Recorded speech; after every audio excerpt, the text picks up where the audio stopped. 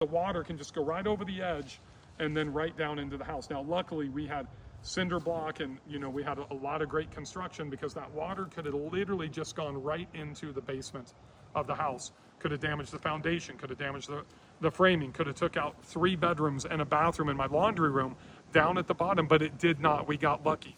I'll tell you, we did not have flood insurance. You know what I'm going to get now? I'm going to get flood insurance. But the problem is that flood insurance is going to go up. Insurance premiums are going to skyrocket in Florida. And a lot of you are not going to be able to rebuild because you're going to be underinsured.